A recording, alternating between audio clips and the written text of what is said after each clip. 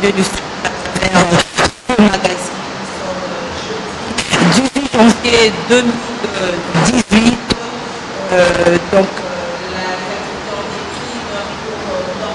à travers la République. Après journée de férié, les activités ont repris avec ces différentes difficultés des transports, problèmes de route. C'est le cas sur l'avenue du commerce, en son croisement avec l'avenue Kassaï, où se dégagent des mauvaises odeurs, des odeurs nauséabondes qui se dégagent. Cela inquiète la population. Ces odeurs, c'est dû, non, c'est des mondes, c'est la décomposition des corps, de cadavres mal conservés à l'ex-Mamaemo, ou soit ce sont des déchets hospitaliers, des immondices qui sont mal gérés ou comment. En tout cas, c'est la grande question de la population environnante de l'hôpital général de référence de Kinshasa, Israël Moutala. Vous êtes passé par l'avenue Kassapou, j'espère. Bon, je ne suis pas passé par là, mais ça ne m'étonnerait pas que ça soit la mauvaise gestion des déchets médicaux ou la mauvaise conservation de cadavres qui soit à la base de cette odeur nauséabonde qui se dégage aux alentours de l'hôpital Mamaemo. Donc, nous avons une gestion des établissements hospitaliers catastrophique qui fait que les hôpitaux, pour la plupart, n'ont pas d'incinérateurs pour justement traiter les déchets médicaux. Les morgues n'ont pas des frigos d'une grande capacité pour bien conserver les corps. Donc je pense que tout ceci peut expliquer que les mauvaises odeurs qui se dégagent. Peut-être il y a trop de cadavres à la morgue. Mais s'il y a trop de cadavres, il faut qu'on puisse faire en sorte que la capacité d'accueil de morgue soit à la hauteur justement du nombre de décès. En principe, la ville de Kinshasa doit avoir une moyenne journalière de morts à l'échelle de la ville, et en fonction de ça justement développer des capacités de conservation. Donc si ce travail n'a pas été fait, les morgues de Mamaemo ou d'autres morgues seront justement débordées et elles ne seront pas conservées efficacement les cadavres. C'est pas la première fois qu'on déplore cette situation, et les responsables de l'ex-Mamaemo on n'explique jamais. Mais justement, il faudrait absolument cette fois-ci faire pression, suffisamment pression, parce que les mauvaises odeurs mettent en danger la santé des riverains. Donc, le droit à la santé est un droit constitutionnel qu'il faut protéger. Donc, il faudrait absolument que les riverains s'organisent en association pour faire pression sur les autorités urbaines, pour faire pression sur les autorités administratives, notamment le directeur général de l'hôpital Mamaemo, pour avoir les informations. Vous savez que, par exemple, pour accéder aux morgues ici, c'est devenu une question d'État. Donc, on a beaucoup de choses à cacher ici. Pour accéder dans une morgue, c'est devenu une question d'État. Donc, ce n'est pas facile d'accéder à la morgue, ce n'est pas facile d'enquêter à la morgue, parce que vous avez tous les services de sécurité qui sont là pour cacher on ne sait quelle morgue, tout ça. C'est très compliqué aujourd'hui en RDC d'accéder librement et d'enquêter dans les morgues et dans les cimetières qui sont devenus des zones entre guillemets protégées par les services de sécurité. Voilà, Faï Mbikaï, les établissements chargés de prodiguer des soins de santé deviennent maintenant une menace pour la population, une menace de santé. Oui, merci beaucoup madame pour l'opportunité. Devons le reconnaître qu'il y a un problème sérieux de la gestion des déchets dans la ville de Kinshasa. Moi, je ne pense pas que non, que ce soit les odeurs dégagées par le cadavre qui sont conservés à la morgue de l'hôpital général de référence Mamaemo. C'est quoi les déchets hospitaliers? Ce sont la quantité et le nombre de jours que ces déchets-là passent là-bas pour être déplacés. C'est ce qui fait en sorte que non, qu'il y ait des odeurs nauséabondes tout autour de stations, des dépôts de déchets qui ont été construites à l'époque par l'Union européenne. Il n'y a pas qu'au niveau de l'avenue Commerce et Maman Yemo, c'est partout où il y a toutes les stations de déchets. D'ailleurs, il y a de ces endroits où la route s'est amoindrie pour cause des déchets. C'est-à-dire, les déchets ne sont plus encore non seulement dans les stations, mais les déchets sont maintenant déversés même dans les avenues. Et aujourd'hui, il y a des avenues qui se sont rétrécies pour cause des déchets. La quantité aujourd'hui, elle était incommensurable. Je l'avais prédit une fois lorsqu'on condamnait l'Union européenne, que qu'est-ce qu'elle est en train de faire? Je disais que non, les conséquences de l'Union européenne vont se faire sentir non pas dans un délai court, mais il faut attendre cela à moyen et long terme. Donc l'autorité urbaine aujourd'hui est incapable de gérer. L'autorité urbaine de la ville de Kinshasa a du pain sur la planche. C'est un problème sérieux. C'est pour cela que je me dis, est-ce que c'est un problème de volonté ou bien de moyens? Mais si c'est un problème de moyens, mais moi je me dis, l'argent qui est collecté ne serait-ce que par les engins de la police, les engins tous ceux qui raquettent le vendeur ambulant, tous ceux qui raquettent les mamans qui étalent les histoires, les 500 francs qu'ils prélèvent là, cet argent-là va dans quelle caisse? Moi j'estime, il peut y avoir des problèmes de moyens, mais si soit c'est l'État lui-même qui ne sait pas générer, ou soit il est complaisant.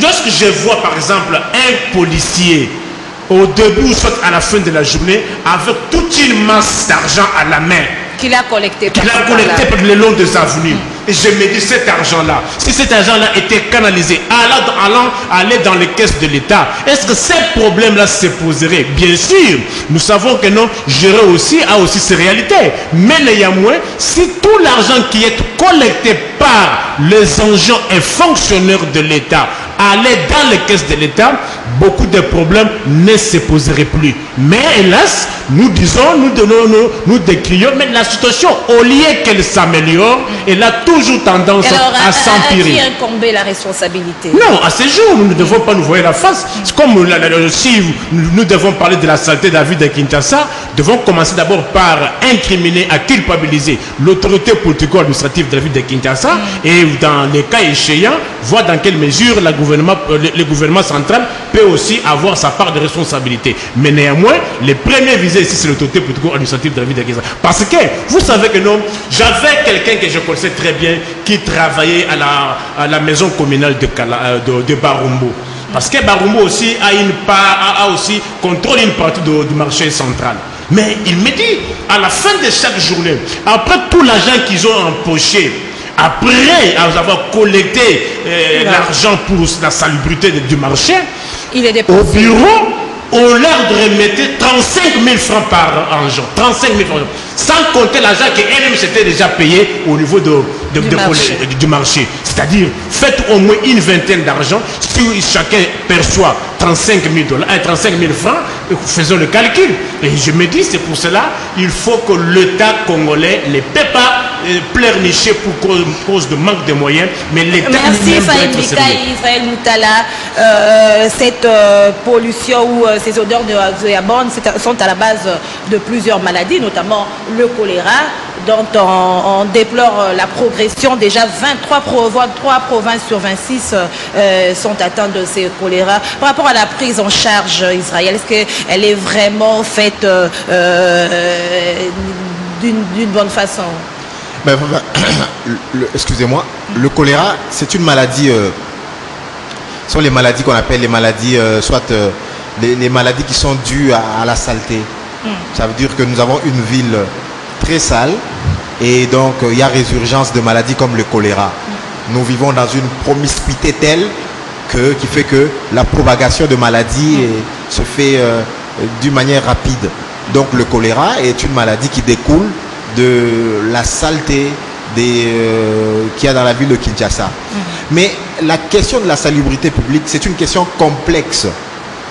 Ça veut dire qu'il faudrait qu'il y ait un modèle économique, qu'on nous dise à peu près que chaque Quinois produit telle quantité de déchets par an, et que pour évacuer ces déchets, il faut un coût d'autant.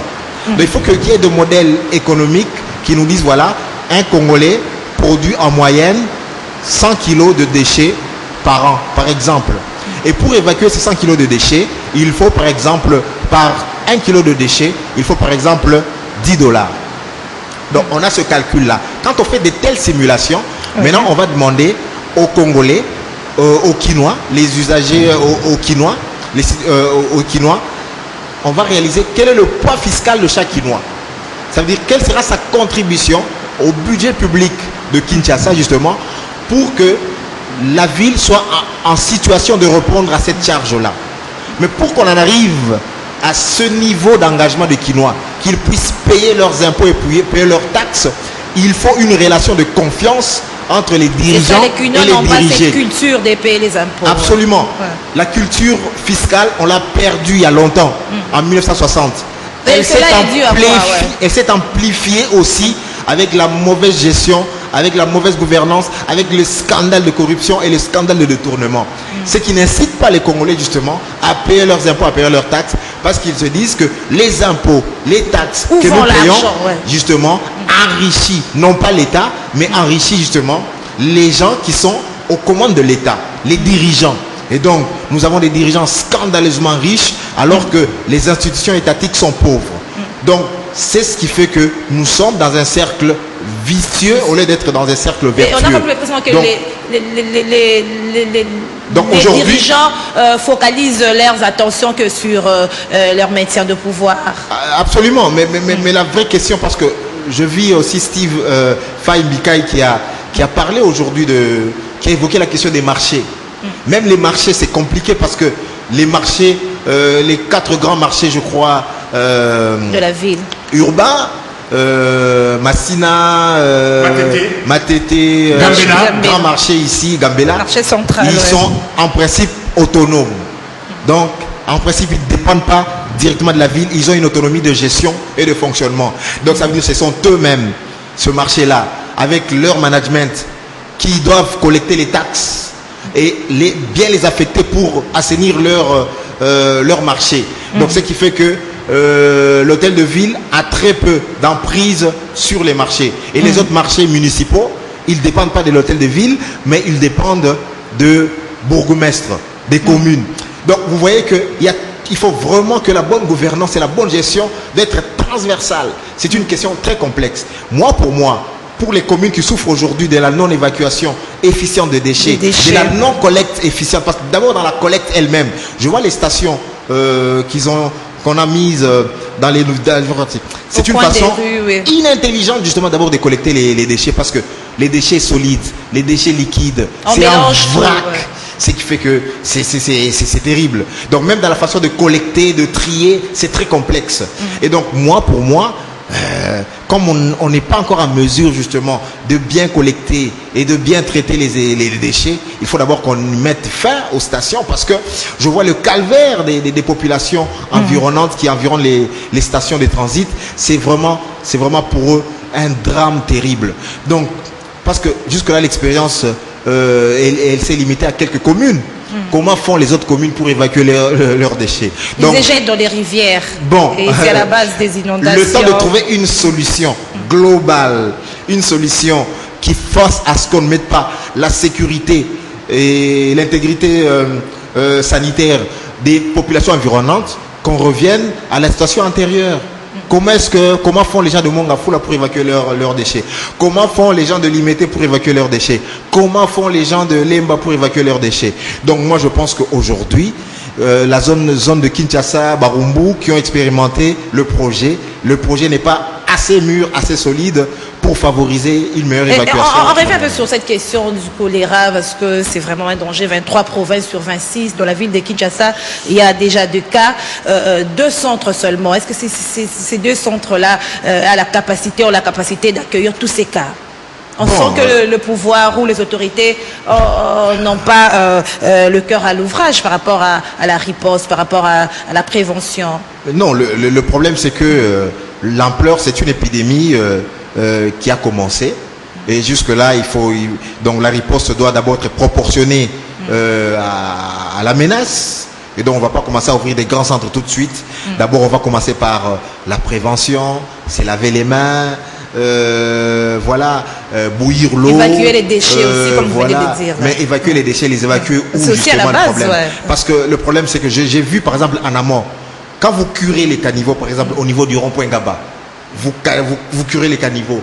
Mais il s'est fait que quand l'eau de pluie en amont ou en aval, en amont, descend, ça charrie tellement de la saleté et que ça, d'une manière ou d'une autre, ça bouche encore les caniveaux. Donc on a un problème d'abord d'aménagement de la ville.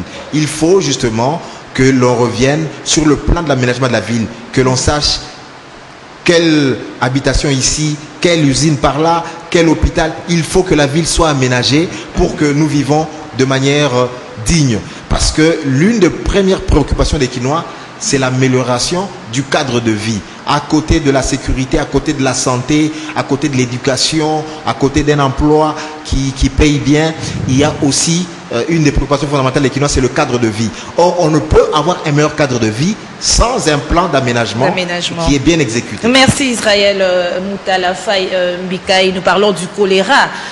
Qu'est-ce que vous pensez? Est-ce que les autorités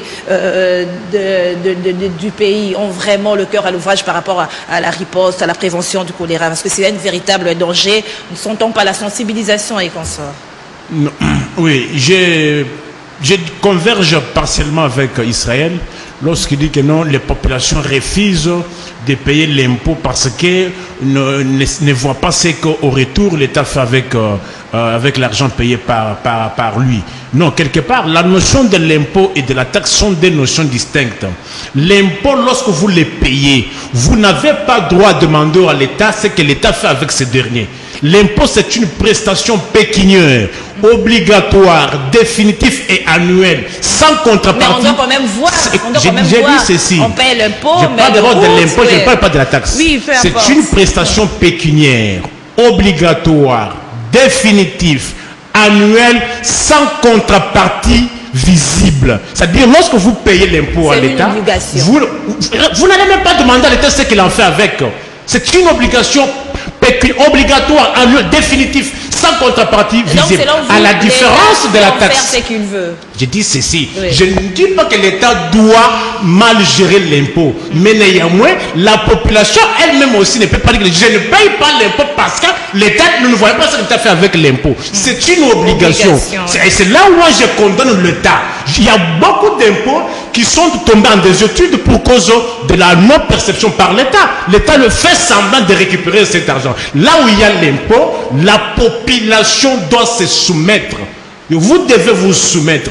À la différence de la taxe, c'est la taxe, lorsque vous la payez, vous devez voir la contrepartie visible. Vous êtes en mesure de poser la question à l'État. Nous avons payé notre taxe. Qu'en est-il de la contrepartie visible dont vous faites allusion? Je dis pour l'impôt. Pour la taxe, mais est-ce que... Ah oui, en plus, la taxe n'est pas obligatoire. Ouais. Ne pas payer la taxe que celui qui est assujetti à ce régime-là. Lorsque vous êtes, par exemple, vous êtes un vendeur au coin de la rue, vous payez une taxe. En ce moment-là, vous devez aussi demander, j'ai payé la taxe, mais pourquoi mon environnement il est malsain? Mais moi, je ne vends pas au coin de rue. Comment je vais aller demander à l'État la contrepartie? Parce que je n'ai pas payé la taxe. Je n'ai pas payé la taxe. Ne pas poser la question en tant que celui qui a payé une taxe. Mais moi, je n'ai pas payé la taxe. Je ne suis pas un vendeur au coin de rue. Comment je vais lui demander la contrepartie? Alors, pour revenir à la problématique du choléra, le choléra, c'est une épidémie, certes, mais néanmoins, la saleté n'est pas auteur direct de choléra. C'est une bactérie. L'environnement malsain peut être une cause indirecte. Pour véhiculer, pour indirecte. Lorsque, par exemple, avec la panoplie, les montagnes de déchets que nous voyons, lorsque ça s'amasse, au fur et à mesure que ça prend du temps, il y a aussi les eaux que nous buvons aujourd'hui. Lorsqu'il pleut, la régie des eaux, compte tenu des défaillances qu'elle accuse aujourd'hui, quand bien même aujourd'hui, elle a un taux de facturation plus élevé que la SNEL. Je n'arrive pas à comprendre pourquoi cette régie des eaux, qui fournit une eau de mauvaise qualité, qui d'ailleurs, parce que l'eau n'est pas régulière, mais elle a tout passé, elle a des factures. Non, à la différence de l'électricité, la SNEL, du point de vue dépense, du point de vue traitement, La SNEL dépense beaucoup d'argent. La SNEL traite mieux ses personnels par rapport aux agents de la régie des eaux. C'est vrai ça. Écoutez, moi j'ai mené une monographie sur la SNEL et sur la régie des eaux. Du point de vue traitement, la SNEL traite mieux ses employés que ceux de la régie des eaux. Les traitements, du point de vue dépenses, la SNEL dépense beaucoup d'argent par rapport à la régie des eaux. À la différence de la régie des eaux, qui bénéficie beaucoup de dons, mais dont le service est de très mauvaise qualité. Vous voyez par exemple l'eau que nous buvons, elle est trop sale. Et les taux de facturation aujourd'hui, je me dis, pour un ménage qui a un salaire moyen de 80 000 francs, mais la SNEL, la régie des hommes malhonnêtes, vous amène une facture de 80 000 francs le mois. C'est-à-dire, si je travaille, on me paye 80 000 francs congolais, dès que je retire cet argent-là, je dois aller payer cela à la régie des hommes. Merci Faye. Les abonnés de la SNEL risquent de vous contredire aussi. Hein, non, j'ai dit ceci. Écoutez, je n'aimerais pas que je sois incompris. Je ne dis pas que non, les agents de la SNEL sont mieux payés par rapport à beaucoup d'agents congolais. Mais je dis ceci, les agents de la SNEL sont mieux traités par rapport à ceux de la régie des eaux. C'est une comparaison entre les deux sociétés de l'État. Merci Faye. Nous allons lire les titres de journaux parus ce jeudi dans la capitale. Forum des As attitré en vue de résoudre le problème posé par le calendrier électoral. Le palou pour la convocation du cadre de concertation. En tout état de cause, tout bras de fer pour retarder la tenue des élections est inadmissible. Martel le palou, le parti d'Antoine Gizenga, toujours à sa une. Forum des As a écrit. Marche de ce dimanche 21 janvier. Le président de la SENCO au diocèse de voir comment accompagner les laïcs qui souscrivent librement à cette initiative pour qu'ils restent dans la dynamique de l'appel de la SENCO, souligne Monseigneur Outembi dans une correspondance au cardinal Mosengo. Le Forum des As a également parlé de la loi électorale en titrant pour inconstitutionnalité de la loi électorale une requête de parlementaires opposition MP déposée à la haute cour. Le deuxième journal que nous avons reçu sur ce plateau des kiosques, c'est l'écrit hebdomadaire Congo Nouveau qui a écrit rappelant la liberté d'expression du peuple. Gizenga condamne les tueries barbares en RDC. Notre titre à la une de Congo Nouveau, serment de vérité à la cathédrale du centenaire protestant des Congolais saluent le message de l'ECC à l'endroit du régime Kabila. Dignitaires de la MP, ministres et mandataires publics ont-ils fui la pluie sous l'eau? C'est le questionnement de Congo Nouveau à ce sujet. Israël Moutala, on continue à parler de ces propos tenus par l'évêque ou le pasteur Ekofo de l'ECC. Ça continue à faire parler d'elle et en réaction, nous avons suivi sur les médias les porte-parole de l'AMP à Tundu qui juge cette déclaration de déplacer. Il parle de propos excessifs, non fondés. Les réalités de la vie nationale, dit-il, contredit la réalité de la vie. Il n'y avait pas un État au Congo, il n'y aurait pas eu des représentations diplomatiques. Qu'est-ce que vous pensez de la réaction d'Atundu? Est-ce qu'il y avait opportunité? Avant de répondre, j'aimerais juste faire une précision sur les propos de mon ami Mbikai. C'est que je ne veux pas entrer dans un débat académique entre la différence entre l'impôt et la taxe. Ouais. Non, je dis voilà, l'impôt, la question est là, pourquoi on ne paye pas l'impôt? C'est tout, c'est ça la question. Ce n'est pas, oh non, on n'a pas demandé parce qu'il n'y a pas de contrepartie. Non, on sait qu'il y a une résistance par rapport à l'impôt. C'est un phénomène social. On s'explique, on ne va pas demander aux gens, non, la taxe, oui, la taxe, c'est parce que quelqu'un sollicite un service de l'État. Et voilà que, en contrepartie de ce service-là, il paye quelque chose. L'impôt, comme on le dit, il est obligatoire, il n'y a pas de contrepartie directe et immédiate. D'accord. Mais l'impôt, ça sert à quoi? Ça sert justement à l'intérêt général. Et donc, ça transparaît dans les budgets publics où on doit voir, l'État va nous dire, voilà, j'ai collecté en termes d'impôts autant, je vais l'affecter à ceci, à cela. Mais quand les gens n'ont pas la perception que l'argent, absolument, quand la population n'a pas la perception que l'argent qui a été collecté sous forme d'impôts ou de taxes n'est pas justement affecté à leurs besoins, il y a une résistance automatique qui se fait. Et il y a une résistance. L'État va fermer? Va fermer quoi? Va fermer l'entreprise ou bien l'établissement? Vous vous opposez à payer l'impôt c'est français. Israël qui plaît, parle. s'il te plaît, Laissez-lui s'il te plaît, le temps, vous avez eu le temps de parler. Voilà, ouais. voilà, mais dis-moi, je sais ce que tu... Faut pas être théorique. Moi, il faut être sur terre. Il faut être ici à Kinshasa. Nous, il y a plus de 1 million d'habitations. Combien on paye l'impôt foncier? C'est l'État a failli. Mais justement... Mais l'État n'est pas... Attendez qu'il termine, vous aurez la parole. Écoute, nous sommes dans la ville de Kinshasa. Cette année ici, on a payé à peu près, en termes de ressources propres qu'on a collectées, que la ville de Kinshasa a collectées, elle a collecté 30 millions de dollars. On est 14 millions d'habitants. La ville de Kinshasa, sur l'exercice fiscal de 2017, elle a collecté 30 millions de dollars. Bon, tu t'es posé la question, quel est ton poids fiscal dans ce budget-là? Quel est le poids fiscal de chaque ménage qui a Kinshasa dans ce poids fiscal là-bas? Combien ont payé l'impôt foncier? Combien ont payé leurs impôts sur les revenus locatifs? Combien ont payé tout ça?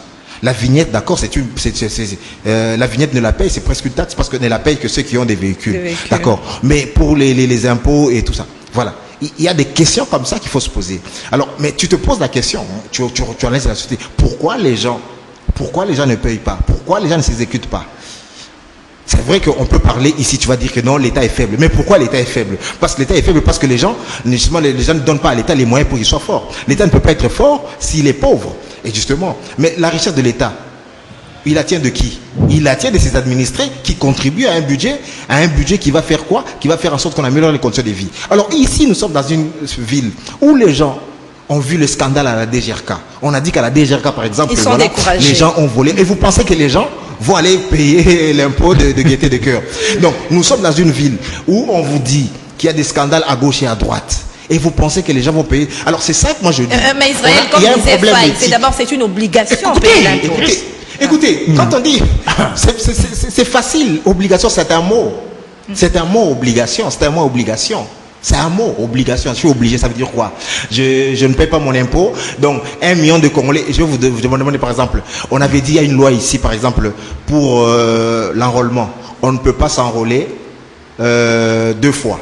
Ouais. Si on s'enrôle 2 fois, on peut aller en prison.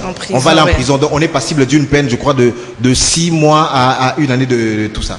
Mais écoutez, en 2011, il y a eu à peu près 300 000 personnes qui étaient des doublons. Mais écoutez, où est-ce qu'on va les mettre? La loi dit que si tu t'enrôles 2 fois, c'est une infraction passible de ça. Mais il y a eu 300 000 personnes il y avait des doublons, 300 000. Mais face à ça, l'État dit non, je n'ai pas les moyens. Je vais le mettre dans quelle prison? Ici, Makala, c'est à peu près. Alors, vous voyez un peu ça. Quand Nico dit que c'est une obligation, je sais très bien que l'impôt est obligatoire. Tout le monde le sait que l'impôt est obligatoire. Mais malgré que les gens savent que l'impôt est obligatoire. Mais pourquoi les gens ne la payent pas? C'est ça la grande question. C'est ça la grande question. Alors, s'il te plaît, c'est ça la grande question. Mais aussi, c'est un problème. La population ne donne pas à l'État le moyen de fonctionner. Tu es par exemple à Ngiringiri. Est-ce que tu connais le budget de la ville, de la commune de Ngiringiri? Comment est-ce que le bourgmestre affecte le budget de Ngiringiri? Tu es à Massina. Quel est le budget de la commune de Massina? Et comment est-ce que c'est ventilé? Vous allez voir, la commune de Ngiringiri n'a presque pas de bureau, ou la commune de Massina, ou la commune de ceci, ils n'ont pas de bureau, tout ça. Mais vous allez voir par exemple que le bourgmestre a 3-4 villas, son adjoint a 2-5 flats, mais ça vient d'où? Ce sont des fonctionnaires publics. Vous regardez leur... Alors, les gens se posent des questions. Alors, c'est ce que je vous dis, c'est ce que je dis par exemple aujourd'hui. La démocratie, c'est une question de confiance. Tu donnes la confiance, et les citoyens te la rendent.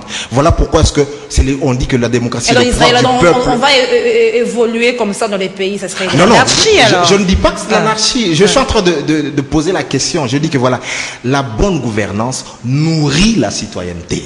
La mauvaise gouvernance ne nourrit pas la citoyenneté. Ça entraîne de formes de résistance encore plus subtil, et c'est ça que nous ne quittons pas le cercle vicieux. Donc quand la population est convaincue qu'elle est dirigée par des kleptocrates, par des gens corrompus, elle ne s'acquitte pas de ses devoirs. Vous pouvez crier, vous pouvez envoyer des chars, mais il y aura une résistance. Donc la raison est là. J'ai donné des chiffres. Nous sommes à Kinshasa, 14 millions d'habitants, n'est-ce pas? Impôts 30 millions de dollars. C'est la coopération belge, l'équivalent de la coopération belge à peu près. Kinshasa, 30 millions d'habitants. Maintenant, pose-toi la question. Combien on paye l'impôt à la Chouapa? Combien on paye l'impôt à l'Omami? Combien on paye l'impôt dans les Tanganyika? Combien on paye? Et vous faites à l'échelle de 26 provinces, vous dégagez les budgets provinciaux. Et vous allez voir maintenant que combien paye l'impôt, combien paye. Et puis vous allez, Alors, allez dire maintenant, c'est là-bas, madame, allez leur dire que oui, vous aurez la l'impôt, parole, allez leur dire Faye. maintenant que l'impôt est obligatoire, comme le dit Steve Mikaï. Et le fait de leur dire ça, vous allez voir que les caisses de l'État seront C'est Faye renflouées. Mikaï, non, c'est C'est Faye. Faye Mikaï. Oui, C'est Israël. Israël. Maintenant, vous aurez la parole, s'il vous plaît. Maintenant, comme vous venez de le dire, on ne peut pas continuer à évoluer comme ça dans l'anarchie en termes de solutions, en termes de résolutions par rapport Je suis à ça. d'accord, mais là je rebondis sur ce qu'a dit Mosengo, sur ce qu'a dit Ekofo. L'État est inexistant, l'État est faible, l'État est médiocre. C'est ce qu'avaient dit les autres auparavant, que on est dans une république des inconscients et tout ça. Tout cela démontre. Tout ça prouve, remonte, tout ça remonte à cela. Et donc justement, il faut travailler à construire l'État. Et l'État se construit sur une moralité, sur une éthique. Donc quand vous héritez vous êtes dans une société où il y a des tares, vous faites en sorte que la gouvernance soit irréprochable. C'est ça le problème. Et donc pour créer cette confiance avec la population, pour que faire, ouais. Absolument, c'est ça le problème. Par exemple dans ce pays ici, tu hérites d'un pays où on te dit que non, nous sommes dans un des pays les plus corrompus. Nico Mbika, il disait tantôt ici, les policiers qui raquettent chaque les vendeurs chaque et tout vendeur, ça. ouais. Enfin, mais parce que le policier, comme il le dit, il touche 80 000, voilà, comment il va vivre? Il vit d'expédients. Voilà. Alors, mais vous arrivez, vous êtes dirigeant d'un tel pays, vous faites quoi? Vous dites d'abord, moi-même, en tant que le numéro 1 de ce pays, je ne peux pas, c'est indécent d'avoir, par exemple, une rémunération pour le chef de l'État qui soit au-delà, par exemple, de 5 000 $. On doit tout revoir. Ah oui. Et puis vous faites la transparence sur tous vos revenus. Ah oui. Alors quand vous donnez cet exemple-là en haut, vous allez voir que les gens vont dire non. En haut, on s'est serré la ceinture. Voilà. Non, alors maintenant, tout le monde va faire des efforts pour que l'assiette, pour que la marmite nationale, pour que les trésors publics soient renfloués, pour que nous ayons plus de moyens. Mais quand en haut, on ne fait pas des efforts et on demande en bas de faire des efforts, il y a cassure, il y a cassure. Donc tout doit commencer en haut. Faye, vous voulez répliquer? Oui. J'ai failli tomber son cop lorsque Israël dit, comme il n'y a pas confiance, les gens. Non, mais il s'est expliqué, c'est la fin. Non, Il s'est s'il te plaît, expliqué. c'est très dangereux pour l'État lorsque l'État doit se mettre à un moment discuter avec un contribuable. Non, c'est dangereux. L'État doit mettre la population. S'il te plaît, en madame, confiance, ça si je peux devient dire ça. dangereux lorsque l'État se met à discuter avec les contribuables. Là, en tout cas, l'État commence à perdre le monopole qu'il a.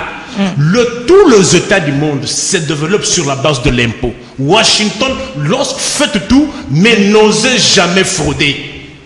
S'il y a fraude fiscale aux États-Unis, qu'on vous surprend, même si vous êtes au-delà des frontières américaines, mettez-vous en tête que c'est la prison qui vous entend. Parce que l'État vit de l'impôt. Et moi ici, nous devons condamner l'État pour n'avoir pas fait, pour n'avoir pas prélevé l'impôt.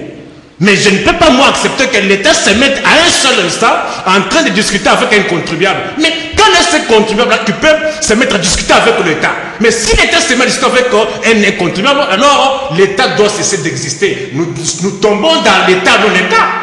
Et quel est ce courage? D'où pouvez-vous tirer cette arrogance-là de se mettre à discuter avec l'État sur une matière comme l'impôt? Vous osez, on vous ferme. Il y aura un autre investisseur qui va venir. On ne discute pas avec l'État en matière d'impôt. Merci Faye. C'est une déclaration. Nous allons lire les quelques messages que nous avons reçus avant de passer au deuxième sujet, parce que nous avons déjà abordé, c'était la réaction de l'AMP par rapport aux propos tenus par le pasteur Ekofo, que les gens appellent sur Internet héros national. Bonjour kiosque, il pleut abondamment. Passé derrière la morgue à l'auteur de l'avenue du commerce et Kassavou-Boulière, l'odeur très nauséabonde. Où est l'autorité de la ville de Kinshasa, Kakabatax? Bonjour Kios, nous attendons aussi les réactions de l'AMP pour le propos de l'évêque de l'ECC le mardi passé, Mama Fernando Gombe. L'AMP a déjà réagi, nous allons en parler. Bonjour Kios, ici à Bandalungu, à hauteur de l'avenue Balari et l'avenue de la République, à côté de la maison communale de Bandal. Nous assistons à un spectacle macabre. Il y a un quoi? Un caterpillar stationné dans cette poubelle il y a 3 jours sans évacuation des immondices. Bonjour kiosque, il demande à Nico pourquoi ne pas demander l'argent des taxes que nous payons et alors cet argent sert à quoi? Nico, la question vous est destinée. Écoutez, c'est pour ça que je dis il fallait que vous me donniez aussi le temps matériel que je me non, si vous pouvez répondre à cette question. La dame parle de la taxe. J'ai dit ceci, je me répète, la répétition est de la mère des sciences. Minute, ouais. L'impôt est obligatoire. Aucun contribuable ne peut se mettre à discuter. Mais la taxe... Bonjour kiosque, nous avons vu à la télé les gens être vaccinés contre le choléra. Alors qu'attend notre gouvernement? Le dernier message. Bonjour kiosque, les hommes de Dieu au Congo doivent revenir à la théologie de la libération. Il y a tellement d'injustice, de souffrance, de désespoir.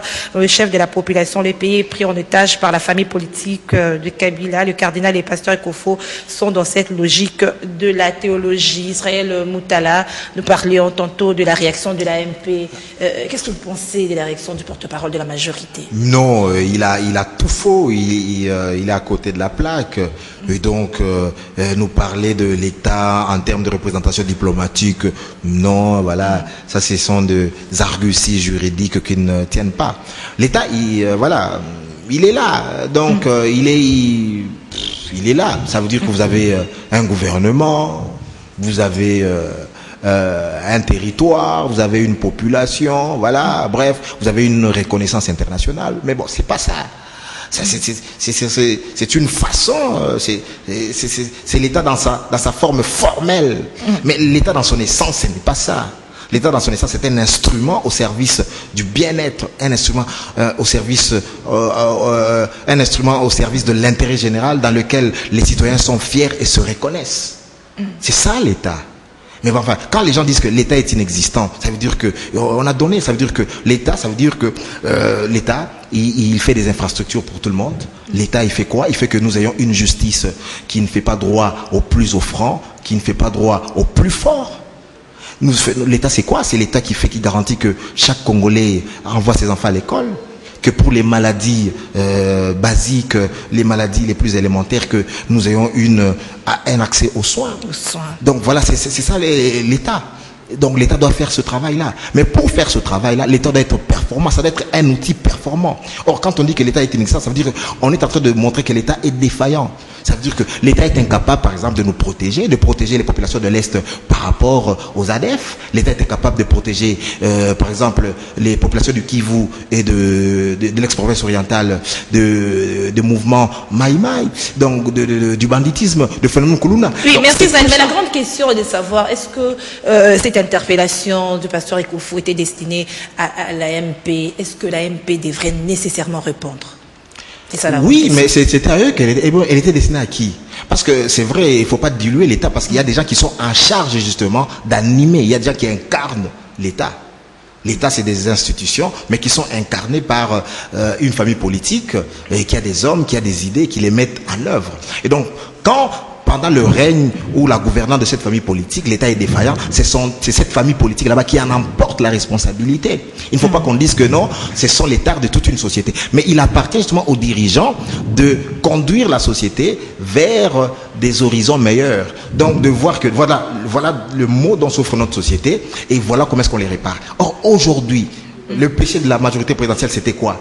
C'était de caporaliser la justice, d'instrumentaliser la justice, de paupériser la justice. Or, si vous n'avez pas la justice, vous ne pouvez pas avoir un État performant. Ça veut dire que vous verrez que des gens détournent l'argent de l'État et comme la justice est faible, personne ne répondra de ces actes. Vous verrez par exemple que les libertés publiques et privées sont violées. Merci, je reviens à vous. Le temps de donner la parole aussi à Faye Mbika. N'est-ce pas qu'on dit, Faye, que les critiques constituent un enseignement, les critiques peuvent aider à changer, à améliorer, et cette réponse de l'AMP, qu'est-ce que vous en pensez? Oui, j'estime qu'une société sans critique, sans autocritique, c'est une société vouée à l'échec. Et nous ne pouvons pas parler démocratie, nous ne pouvons pas parler état de droit si vous n'acceptez pas la critique. Et c'est mais le comble est que dans vos partis politiques, j'aurais moi-même de réintégrer encore un parti politique dans la mesure où on parle démocratie, on parle état de droit, mais il n'y a rien de démocratie. Est-ce que peut-on parler de démocratie s'il n'y a pas la contradiction? Est-ce que peut-on parler de la démocratie s'il n'y a pas la tolérance? Qui vous dit que non, ce que vous avez dit, c'est ça ce qui doit être, c'est ça ce qui est? Non, il faut accepter et accepter. Moi, j'estime que l'officiant du jour a placé les mots qui conviennent, mais dans la mesure où c'est une interpellation. Il faut que le gouvernant arrive à comprendre que non, quelque part, nous n'avons pas bien fait, nous devons arranger. Moi, j'estime que la majorité présidentielle ne doit pas en faire un problème. Écoutez, la majorité ne peut pas en faire un problème. Personne, toute œuvre humaine est toujours entachée d'irrégularité. Elle n'est jamais parfaite.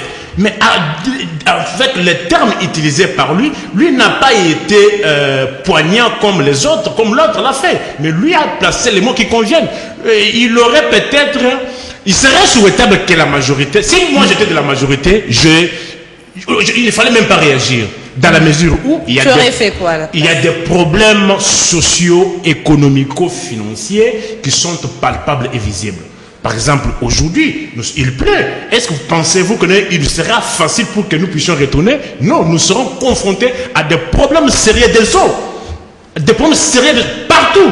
Pour quitter, par exemple, Victor, arriver jusqu'à la Gombe. Mais c'est un parcours des combattants.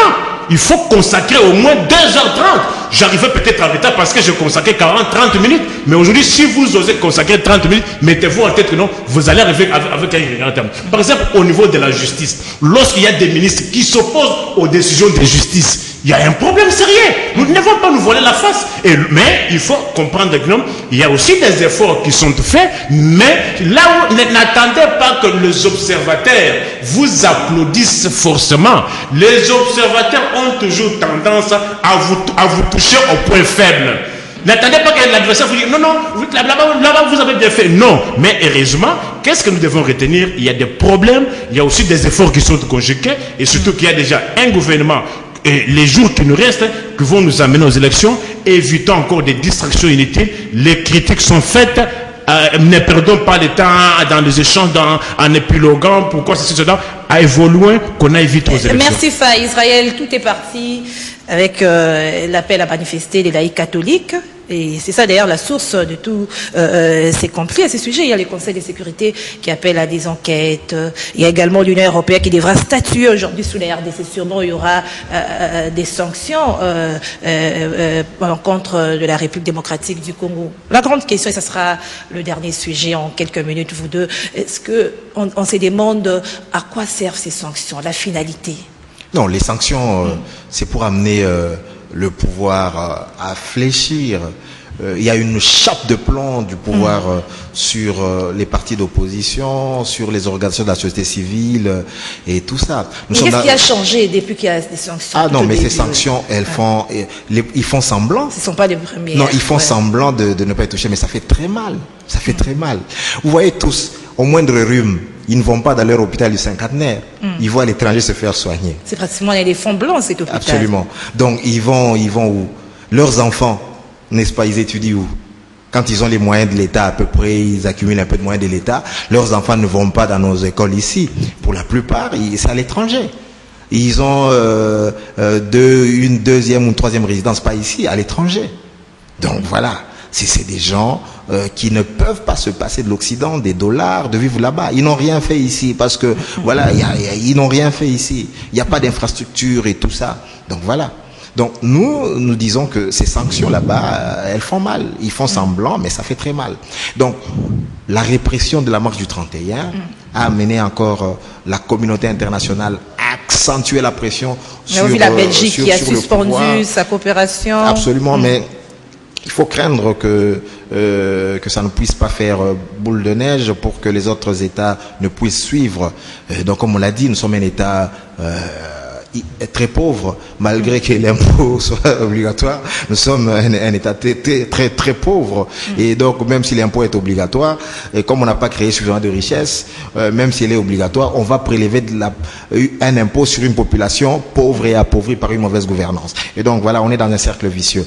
30 millions de dollars à peu près des ressources propres de Kinshasa 4 milliards de ressources propres de Kinshasa, vous voyez un peu ce qu'il en est. Donc on ne peut pas aujourd'hui se passer de la communauté internationale et de son aide. Il y a risque d'isolement pour se développer. Donc nous sommes déjà isolés et on le sera davantage jusqu'à ce qu'il y ait alternance. Donc aujourd'hui, nous sommes dans une année électorale, mais vous voyez déjà que les tensions sont fortes. Vous voyez déjà que nous commençons une année avec des morts. Peut-être qu'on va encore enregistrer des morts le 21 ici, avec la marche, la deuxième marche de laïcs catholiques.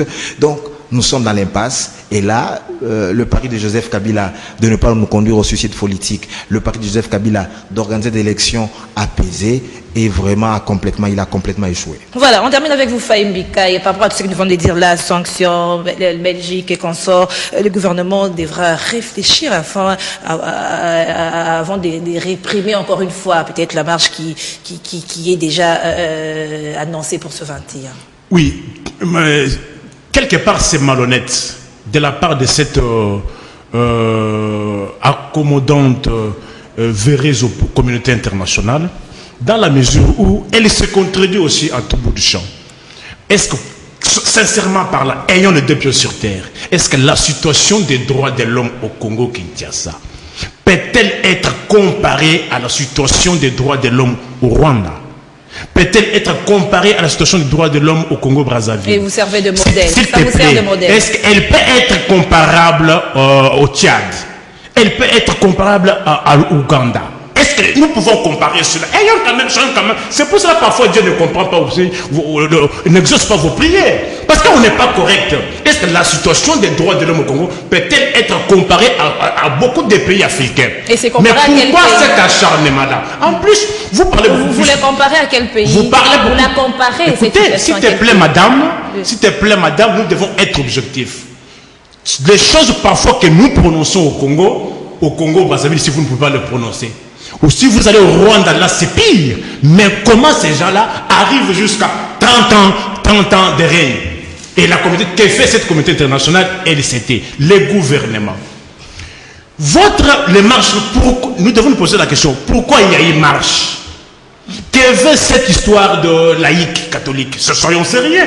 Là, on parle du respect de l'accord. De l'accord de la sensibilité. Madame, soyons sérieux.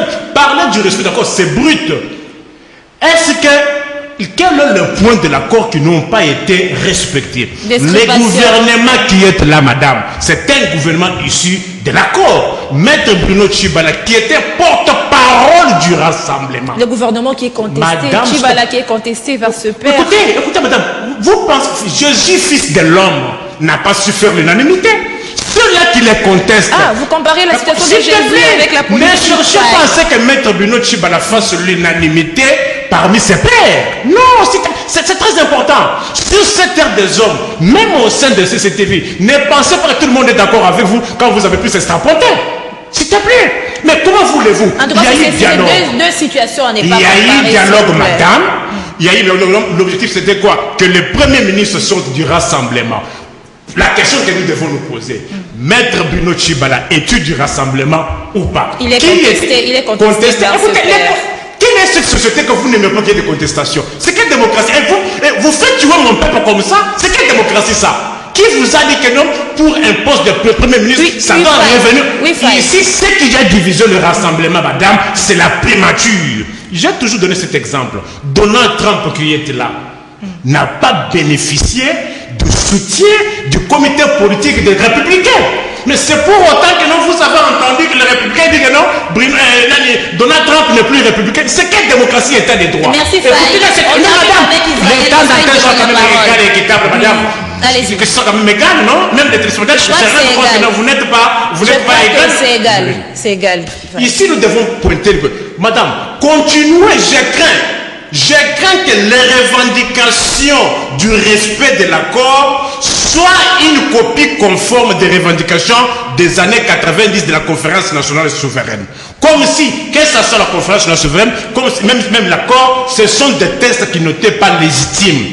Nous avons accepté dans ces conditions. Il nous reste 342 jours pour qu'on aille aux élections. J'attends que vos revendications du respect de l'accord, un jour que la majorité en exploite encore, pourquoi vous ne tirez pas les leçons du passé? Vous revendiquez quoi? Il y a déjà un gouvernement qui est issu du rassemblement. Faisons avec qu'on aille vite aux élections. La majorité, c'est que le difficile, c'est quoi? C'est d'aller au référendum. Mais s'il est difficile d'arriver au référendum, mais jouez au dilatoire avec les accords. Merci, vous qui Faye. parlez encore respect de l'accord. Moi, j'ai participé dans la marche du 16 février. Merci, S'il te Faye. plaît, madame, avec l'église catholique. Merci, S'il te plaît, madame, Merci, c'est Faye. très important. Avec l'église catholique. Merci, Il y a eu Faye. des morts le 16 S'il vous plaît, février. Faye, nous sommes arrivés à la madame. fin. On parle de choses sérieuses, vous ne pouvez pas. Nous sommes arrivés à la fin. Vous avez eu assez de temps pour parler. Merci, Faye. Israël, 30 secondes et on va conclure. Moi, je pense que les gens sont libres d'organiser des marches comme ils veulent. C'est une liberté constitutionnelle, quelle que soit leur motivation. C'est une liberté constitutionnelle qu'ils doivent exercer. Et donc, par rapport à l'application de l'accord, qu'est-ce que les laïcs catholiques demandent? Ils demandent au président Kabila de déclarer solennellement qu'il ne sera pas candidat. En vertu de quoi, mon S'il vous frère? plaît, Faye, vous avez eu le temps de parler, s'il vous plaît. Moi, je suis en train de dire, l'agitation, s'il vous plaît. qu'est-ce qu'on demande au président? une perte de temps. S'il te plaît.